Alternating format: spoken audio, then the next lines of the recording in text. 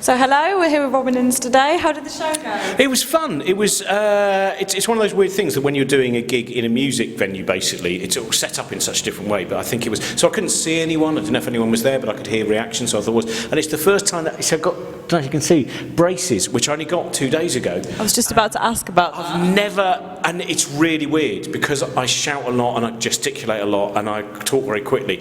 And I got things like bits of my cheek got caught in the metal of the braces, and I thought this is something I've never had to deal with before. I've nearly once knocked one of my own teeth out by just suddenly jutting my bottom jaw so far forward.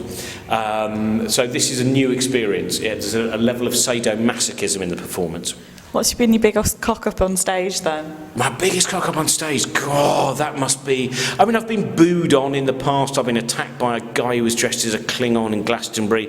I'm certain that there's... Generally, the cock up is just misreading the audience. I think more often than not, it's going to be something like where you think, oh, they're not going with this. I'll do something really mainstream that doesn't mean anything to you whatsoever. And the next thing you realise is that you're kind of miming wanking or something, and everyone hates you and you're also being an arse. So I think there's that kind of... I mean, I've generally introduced the wrong people in the past and stuff like that, and I'm trying to think what is... Possibly the biggest cock up on stage was attempting to do a cover version of Man Who Sold the World at a Bowie karaoke night, because it turns out... Well, it turns out that Bowie's a lot harder to... Because there were loads of comedians and actors doing Bowie cover versions. It was kind of, because the people who were running the gig, we all loved Bowie. And what you find out is he's really tricky. You don't realise when you listen to them, but he does little things that mean that suddenly you're totally caught out. So Adam Buxton did the best thing. Adam Buxton did Kooks, and he did it delightfully. But me and my mate Michael, we did Man Who Sold the World, and I rather spoilt it. But we thought we were going to be the worst people on. We were on first. And it turned out everyone else was so terrible. We were actually quite good. Well, you did okay despite your braces. And we're talking about Handmade now. So Handmade is obviously quite a small festival. What is the importance of comedians playing in small festivals compared to the big ones like Glastonbury? Well, I just think it's nice to get... Sometimes people have listened to a lot of music and they just want to have something different. They want to sit down and they maybe just want to listen to something at a different rhythm. And I think so many comedians love... I mean, I wanted to be here for the whole weekend, but I couldn't be because of other work that was on. But when you see Los Campesinos and 65 Days of Static, and then later on Beans on Toast tonight, Chris TT, it's a nice thing as well, I think, culturally, where you mix things up. We're seeing it more in some of the smaller festivals now. You might well have someone who's a speaker, not even a comedian. You might have someone who's just creating something different, something artistic, something visual. All of these different ways that you can muck around with introducing different ideas and different genres into a music festival, I think are great, because in mass culture now, and in the Everyone's mass media, into different things. So, well, there's not enough in the mass media, though. You look at that, we have how many TV channels, and you flick through them and you go, nearly everything is designed as a mainstream thing.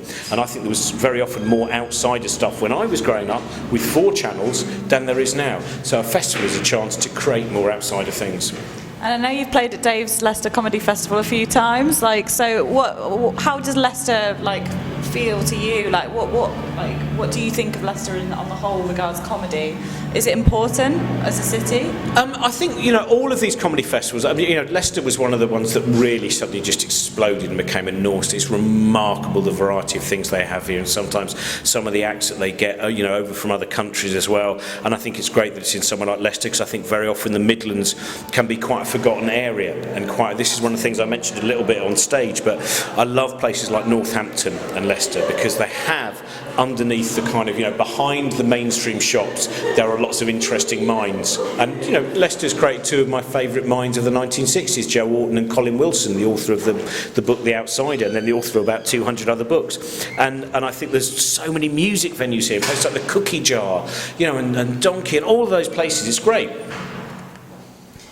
Regards the Cookie, do you have any funny stories? I used to bartend at the Cookie. Oh, did you? Yes, I did. Did we meet that one of the times Probably that I played? did. Yeah, I can't remember what you were doing then. You'd have been doing your course, probably. Yeah, I was doing my course at university, but...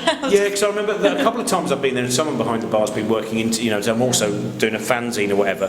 Nothing really, I think, preposterous has ever happened to me there. I just really like, it's nice, you stand there on this kind of rug that's placed on the stage, which is normally there, of course, for drums, and it's just, there's something quite magical about, it's a small venue, it's 90 people, something like that. and you feel a genuine connection with them. That's the thing that I love about stand-up. You know, I'm not a big It's name. quite or anything like intimate, that. isn't it? So, Yes, there's a brilliant intimacy in that. I did once, sadly, I overran so much, which is a very regular occurrence.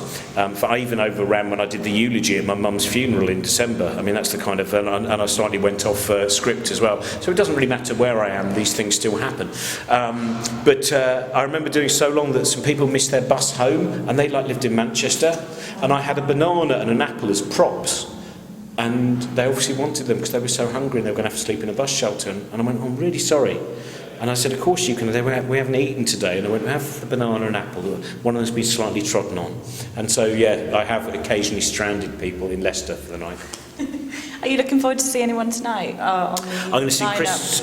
Sorry, I said that, but while you were still talking, how rude. I'm going to go and see Chris TT, and I'm going to see hopefully Grace, though I have to get away at some point. And I would like to see Beans on Toast as well. So I'm going to stay in the Grace area because Grace is, you know, one of, again, the great artists who's coming out of Leicester, and she's toured with me a lot and been my support act. And she did a fantastic some work with Charlotte Church when we did some shows at Hammersmith. It was brilliant, and I think, you know, she's another example of this great thing that's going on in Leicester, which is all of these different people uniting together, with very energetic minds and ideas.